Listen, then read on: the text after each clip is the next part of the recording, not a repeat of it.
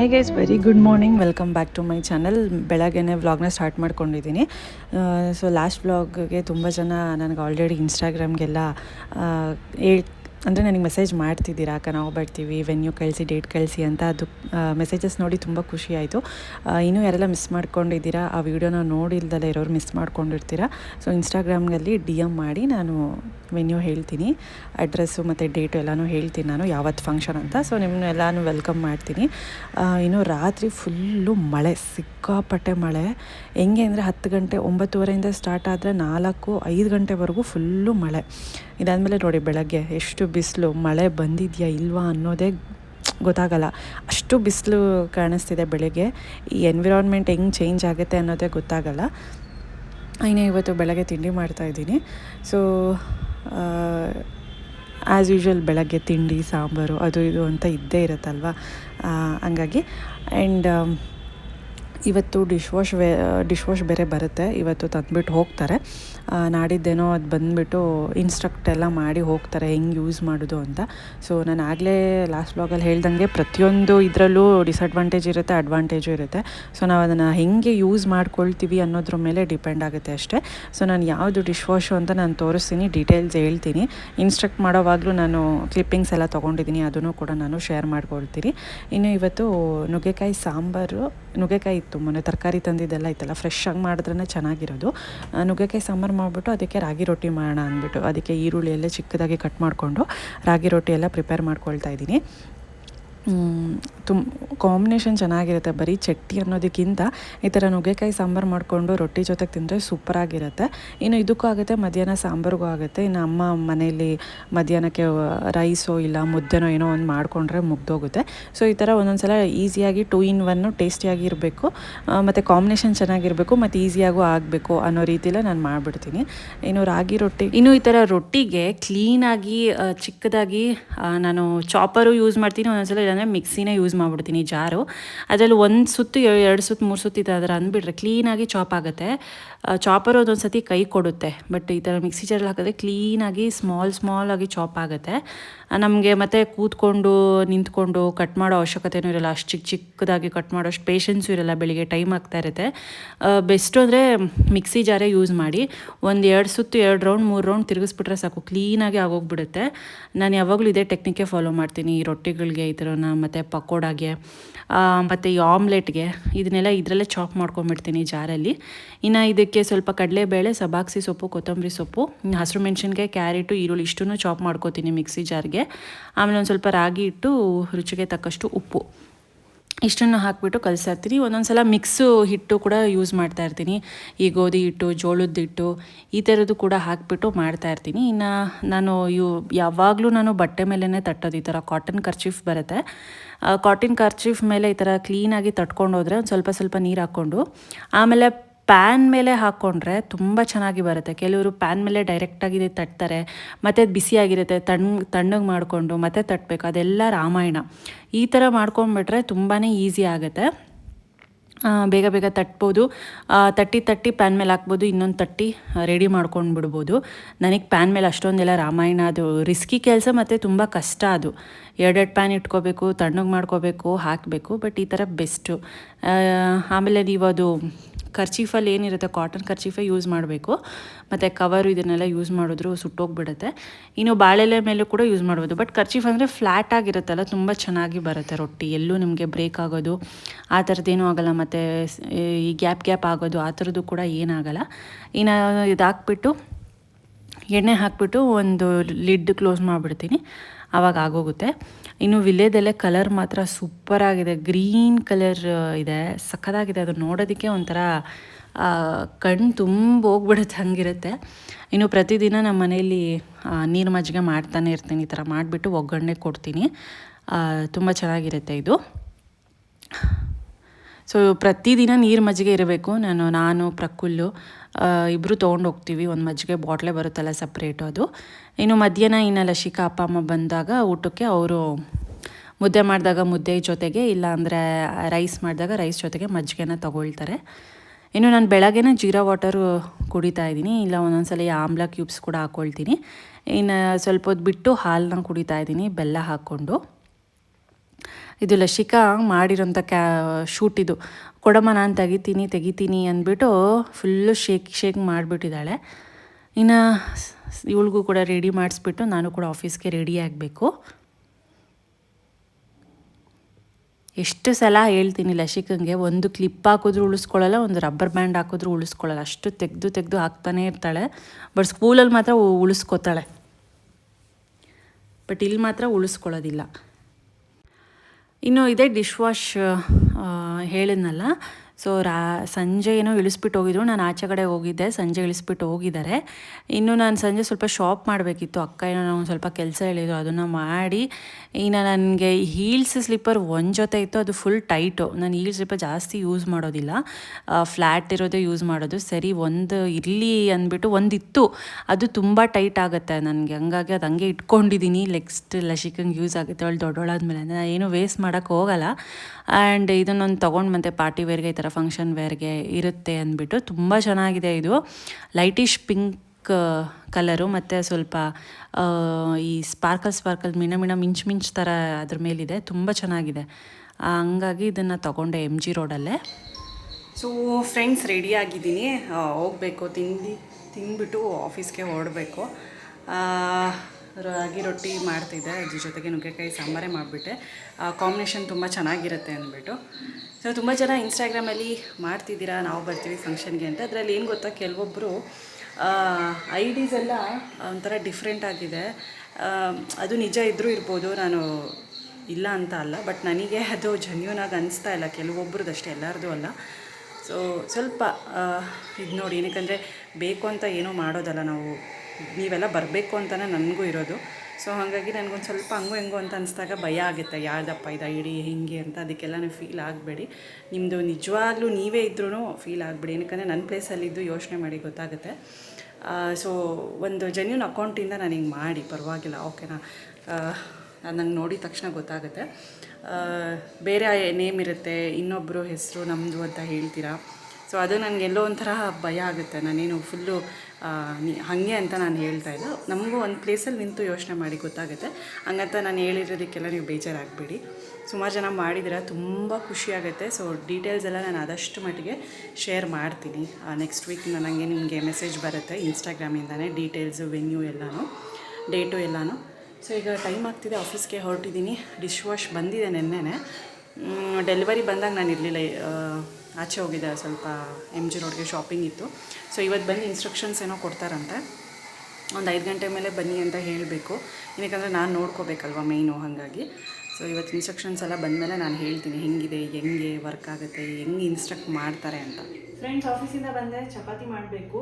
Broccoli ಇದೆ, cabbage ಇದೆ, cabbage ಪಲ್ಯ ಮಾಡಿಬಿಟ್ಟು ಬ್ರೊಕೋಲಿದೆ, ನಾನು ಫ್ರೈ ಥರ ಮಾಡೋಣ ಅಂತ ಅಂದ್ಕೊಂಡಿದ್ದೀನಿ. ತೋರಿಸ್ತೀನಿ ರೆಸಿಪಿ. ಬ್ರೊಕೋಲಿದು ಈಸಿಯಾಗಿ ಮಾಡ್ಕೋಬೋದು, ತುಂಬ ನ್ಯೂಟ್ರಿಯೆಂಟ್ಸ್ ಇರುತ್ತೆ ಬ್ರೊಕೋಲಿಲಿ. ಇನ್ನು ಡಿಶ್ ವಾಶ್ಗೆ ಇನ್ಸ್ಟ್ರಕ್ಷನ್ಸ್ ಕೊಡೋಕ್ಕೆ ಬರ್ತೀನಿ ಅಂತ ಹೇಳಿದ್ದಾರೆ, ಎಷ್ಟೊತ್ತಿಗೆ ಬರ್ತಾರೋ ಗೊತ್ತಿಲ್ಲ, ನಾನು ಕಾಯ್ತಾ ಇದ್ದೀನಿ. ಅವ್ರು ಬರೋ ಅಷ್ಟೊತ್ತಿಗೆ ಅಟ್ಲೀಸ್ಟ್ ಒಂದು ಸ್ವಲ್ಪ ಅಡುಗೆ ಮುಗಿಸ್ಕೊಂಡ್ರೆ ಆಮೇಲೆ ಅದು ಸ್ವಲ್ಪ ಬೇಕಾಗುತ್ತೆ ಟೈಮ್ ನೋಡ್ಕೊಳ್ಳೋದಕ್ಕೆ. ಹಾಗಾಗಿ ಇನ್ನೂ ಸೀರೆಗಳೆಲ್ಲ ತೋರಿಸ್ಬೇಕು, ನಾನು ಹುಚ್ಚಿ ಕೊಟ್ಟಿದ್ದೀವಿ, ಇನ್ನೂ ಬಂದಿಲ್ಲ. ಅದು ಬಂದ ತಕ್ಷಣ ನಾನು ಸೀರೆಗಳೆಲ್ಲ ತೋರಿಸ್ತೀನಿ ಯಾವ್ದು ತೊಗೊಂಡಿದ್ದಾರೆ ಅಂತ. ಆ್ಯಂಡ್ ನನ್ನ ಲೆಹಂಗಾ ತುಂಬ ಜನ ಹೇಳಿದ್ದೀರಾ, ಗೆಸ್ ಮಾಡಿದ್ದೀರಾ, ಅದರಲ್ಲಿ ಅದನ್ನು ಕೂಡ ತೋರಿಸ್ತೀನಿ. ಲೆಹಂಗಾ ಕೂಡ ಬ್ಲೌಸ್ ಸ್ಟಿಚ್ ಮಾಡೋದಕ್ಕೆ ಕೊಟ್ಟಿದ್ದೀನಿ, ಸೊ ಅದನ್ನು ಕೂಡ ಹೇಳ್ತೀನಿ ನಾನು. ಸೊ ಟೈಮ್ ಇಲ್ಲ,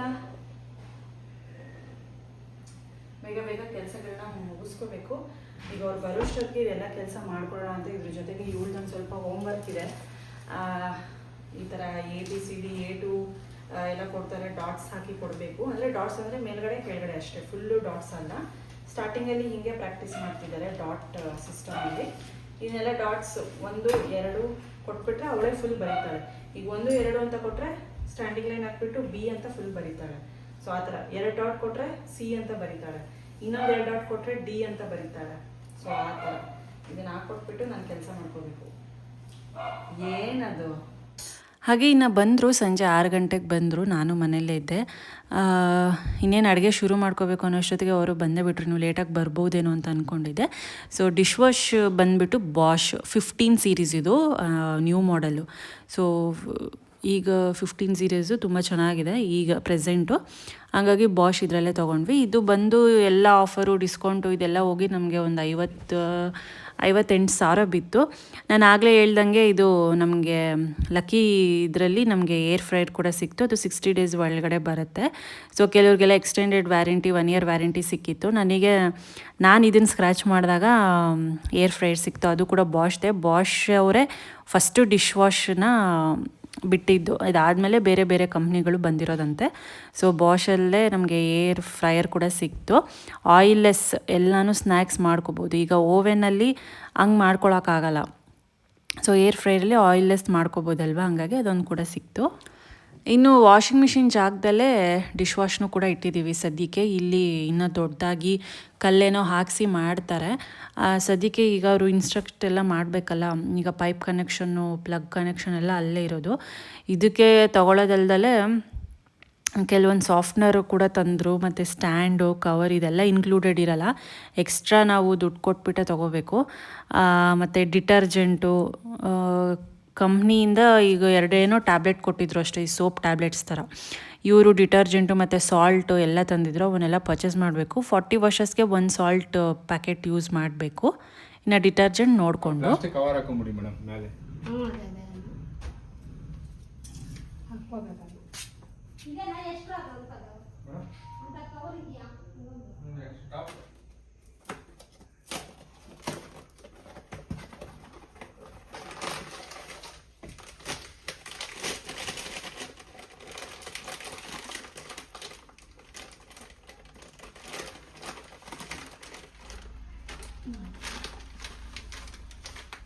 ಕರೆಂಟ್ ಇಲ್ಲನಾ? ಅಲ್ಲ ಮೇಡಮ್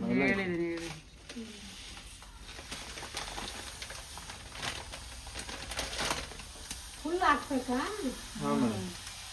ಎಷ್ಟು ದಿವಸ ಬರ್ತದೆ? ಇವು ಮೇಲ್ಗಡೆ ಏನು ಇಡೋದು? ಮೇಡಮ್ ಸ್ಪೂನ್ ಮತ್ತೆ ಸಣ್ಣ ಸ್ಪೂನ್ ಬರುತ್ತಲ್ಲ ಅದು ಇವು ಇಡ್ಬೋದಲ್ವಾ? ಅವು ಇಡ್ಬೋದು. ಜಾಸ್ತಿ ಆಯ್ತು ಅಂದ್ರೆ ಇಟ್ಕೊಬೋದು ನೀವು. ಪೆನ್ ಮೋಡ್ తీసుకురామా? ಕೇಳಿ ಸರ್. ಅಲ್ಲ ನಮ್ದು ನಾನು ಅಷ್ಟೇ ಹೇಳಿದ್ದು. ಮೊನ್ನೆ ಕಸ್ಟಮರ್ ಒಂದು ಮಾಡಿಕೊಟ್ಟೆ ಗ್ಯಾಸ್ ಅಮೃತದಲ್ಲಿ ಒಂದು. ಅವರು ಸೇಮ್ ಡಿಶ್ ವಾಷರೇ ವಾಷಿಂಗ್ ಮಿಷಿನ್ ಒಂದು, ಅದಕ್ಕೆ ನಾನೇ ಮಾಡಿಕೊಟ್ಟೆ. ದಾಂಡೋಗಿ ಸ್ಟೀಲ್ ಸರ್. ಅಲ್ಲ ಇಲ್ಲಿ ಚನ್ನವಣೇಶ್ವರ ಬಡಾವಣೆಯಲ್ಲಿ. ಇದೆಲ್ಲ ಇಟ್ಟರೆ ಪ್ಲೇಟ್ಗಳು ಎಷ್ಟು ಇಡ್ಬೋದು ಮೇಡಮ್? ಇನ್ನೂ ಪ್ಲೇಟ್ಗಳು ಕೊಡು, ಇನ್ನೂ 3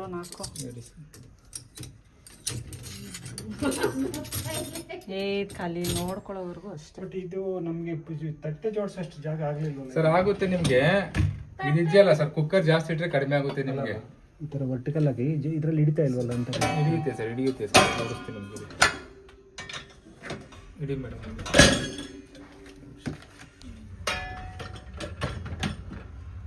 ಅದೇ ಗಿಡದ ಕನ್ನಡಿಗೆ ಹಿಡಿ ಮೇಡಮ್. ಇಲ್ಲಿ ಇಟ್ಕೊಡಿ.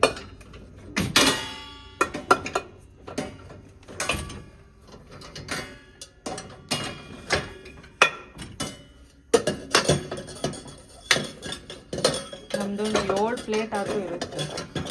ಇಡ್ಬೋದು ಮೇಡಮ್, ಪ್ಲೇಟ್ ಇಡಿ ಮೇಡಮ್. ನೀಟಾಗಿ ನೋಡಿ ಸರ್, ಆರಾಮಾಗಿ ಇಡ್ಬೋದು ನಿಮ್ಗೆ. ಎಲ್ಲ ಪ್ಲೇಟ್ಸ್ ಇಡೋದಕ್ಕೆ ನಿಮ್ಗೆ ಇದು.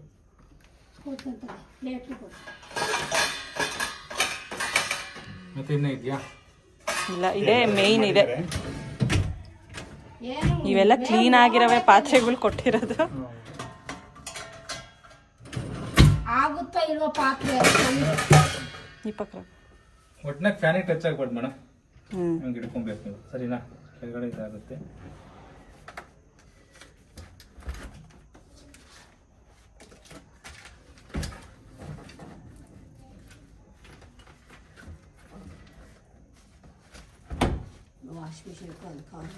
ಸರಿ ಮೇಡಮ್, ಇದಿದೆ ನೋಡಿ ಪವರ್ ಆನ್ ಬಟನ್ ನಿಮಗೆ. ಸರಿನಾ? ಇದೆಲ್ಲ ಸೆಲೆಕ್ಟ್ ಮಾಡ್ಕೊಳೋದು ಮೇಡಮ್ ನಿಮಗೆಲ್ಲ. ಇಷ್ಟು ಡಿಗ್ರಿ ಸೆನ್ಸಿಯನ್ಸ್ ಬಿಸಿನೀರಲ್ಲಿ ವಾಶ್ ಆಗುತ್ತೆ ನಿಮಗೆಲ್ಲ. ನಿಮ್ಗೆ ಹಾಟು ಇದೇಂಟ್ರೆ ಕಡಾಯಿ ಬರುತ್ತಲ್ವಾ, ಕಡಾಯಿ ಇದು ನಾರ್ಮಲ್ಲು, ಇದು ಪ್ಯೂರ್ ರಿನ್ಸು, ಇದು ಫೇವ್ರೇಟು, ಮತ್ತು ಇದು ಸ್ಟಾರ್ಟ್ ಇನ್ ಹೇರು, ಮತ್ತು ರಿಮೋಟ್ ಬರುತ್ತಲ್ಲ. ವೈಫೈ ಇತ್ತು ಅಂದರೆ ಮನೆಗೆ ರಿಮೋಟ್ ಇದು ಮಾಡ್ಕೊಂಬಂದು ಸ್ಕ್ಯಾನ್ ಮಾಡ್ಕೊಂಡಿದ್ರಲ್ಲಿ ಇದೆಲ್ಲ ಇದು ಬರುತ್ತೆ ನಿಮಗೆ. ಇದೆಲ್ಲ ಆಟೋಗೆ ಇಟ್ಕೊಂಡ್ರೆ ಮೇಡಮ್ ನಿಮಗೆ ಎಲ್ಲನೂ ವಾಶ್ ಯಾಕೋ ಆಟೋ. ಸರಿನಾ ಮೇಡಮ್? ಒಂದ್ಸಲಿ ಫಿಕ್ಸ್ ಮಾಡ್ಕೊಂಡ್ರೆ ಆನ್ ಅಂಡ್ ಆಫ್ ಸಾಕಲ್ವಾ? ಸಾಕು ಸರ್, ಸಾಕು ಸರ್. ಇಷ್ಟಕ್ಕೆ ಬರುತ್ತೆ ನಿಮ್ಗೆ. ಆಟೋ ಎರಡರಲ್ಲಿ ಇರುತ್ತೆ ನಿಮಗೆ. ಇಷ್ಟು ಮಾಡ್ಕೊಂಡ್ರೆ ಸಾಕು ನಿಮಗೆ. ಫಸ್ಟ್ ಚಾರ್ಟ್ ಬಟನ್ ಹೊತ್ಬಿಟ್ಟು ಮತ್ತೆ ನಾವು ಆಪರೇಟ್ ಮಾಡಬೇಕಲ್ಲ. ಮೇಡಮ್ ಇದು ಕೆಳಗಡೆ ಮಡಗಿದ್ರೆ ಆಫ್ ರೋಡು, ಮೇಲ್ಗಡೆ ಮಡಗಿದ್ರೆ ಯಾವ ಥರ ಬೇಕಂದ್ರೆ ಸೆಟ್ ಮಾಡ್ಕೊಬೋದು. ಇದು ಕೆಳಗಡೆನೇ ಮಡಗಿದ್ರೆ ಅಂದರೆ ಕೆಳಗಡೆನೇ ವಾಶ್ ಆಗುತ್ತೆ. ಫುಲ್ ಅಂದರೆ ಫುಲ್ಲೇ ಇರುತ್ತೆ ನಿಮಗೆ ಆಟೋದಲ್ಲಿ ನಿಮ್ಗೆ. ಆಟೋದಲ್ಲೇ. ಓಕೆ, ಸರಿನಾ ಮೇಡಮ್? ಆನ್ ಆ್ಯಂಡ್ ಆಫ್ ಮಾಡಿ ಎಲ್ಲ ಸೆಲೆಕ್ಟ್ ಮಾಡಾದ್ಮೇಲೆ ಸ್ಟಾರ್ಟ್. ಅದಕ್ಕಿಂತ ಲೈಟಿಂಗ್ ಎಲ್ಲ ಚೆನ್ನಾಗೈತೆ. ಲೈಟ್ ಚೆನ್ನಾಗಿದೆ. 15 ಪ್ಲೇಟ್ಸಲ್ಲಿ ಮಾತ್ರ ಮೇಡಮ್ ಬರೋದು, 14 ಪ್ಲೇಟ್ಸಲ್ಲಿ ಬರಲ್ಲ ನಿಮಗೆ. ಏನು ಇದು ಆ ಡಿಶ್ ವಾಶ್ ನೀವು 15 ಪ್ಲೇಟ್ಸ್ ತೊಗೊಂಡಿರೋದು, 15, 14 ಈ ಥರ ಬರಲ್ಲ ನಿಮಗೆ. ಓಕೆ ಓಕೆ, 15 ಸೀರೀಸಲ್ಲಿ ಹೇಳ್ತಿದ್ದೀರಾ.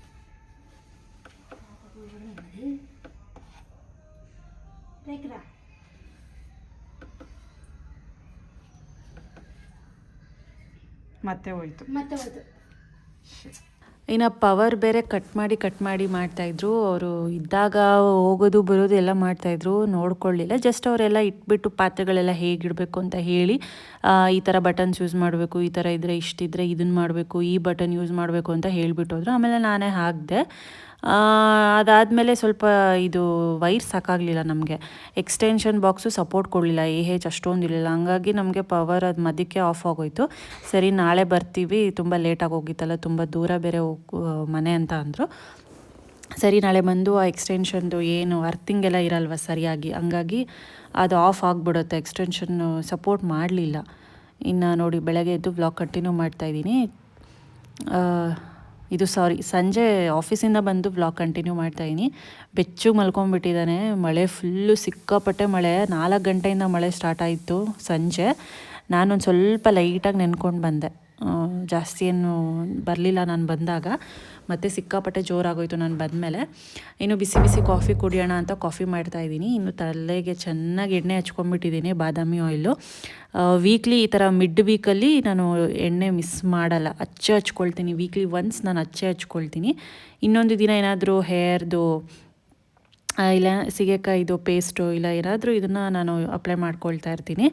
ಇನ್ನೂ ನಾನು ಬರೋಷ್ಟೊತ್ತಿಗೆ ಇಷ್ಟೆಲ್ಲ ರೆಡಿ ಮಾಡಿದ್ರು. ದೊಡ್ಡದು ಕಲ್ಲು ಹಾಕ್ಸ್ಬಿಟ್ಟು ಅಪ್ಪ 2 ಒಂದೇ ಕಲ್ಲಲ್ಲೇ ಕೂರೋ ಥರ ದೊಡ್ಡದು ಹಾಕ್ಸ್ಬಿಟ್ಟು, ಒಂದು ಆ ಕಡೆ ವಾಷಿಂಗ್ ಮಿಷಿನು, ಒಂದು ಕಡೆ ಡಿಶ್ ವಾಶ್ ಏನಂದರೆ ಫ್ರಂಟ್ ಇದು ಓಪನ್ ಡೋರ್ ಇರೋದ್ರಿಂದ ಈ ಕಡೆ ಇಟ್ಟಿದ್ದಾರೆ. ಅದೇನೋ ಟಾಪ್ ಲೋಡ್ ಅಲ್ವಾ, ಆ ಕಡೆ ಫ್ರಂಟ್ ಲೋಡ್ ಇದ್ದಿದ್ರೆ ಅದನ್ನು ತೆಗಿಯೋಕ್ಕಾಗ್ತಾ ಇರಲಿಲ್ಲ. ಸೊ ಹಂಗಾಗಿ ಅದನ್ನು ಅಲ್ಲೇ ಇಟ್ಬಿಟ್ಟಿದ್ದಾರೆ. ಟಾಪ್ ಲೋಡ್ ಅಲ್ವಾ, ಆರಾಮಾಗಿ ತೆಕ್ಕೋಬೋದು ಅಂತ. ಮತ್ತು ಬಂದಮೇಲೆ ಸ್ವಲ್ಪ ಸಂಜೆದು ರಾತ್ರಿದು ಪಾತ್ರೆ ಎಲ್ಲ ಹಾಕಿ ಇಟ್ಟಿದ್ದೀನಿ.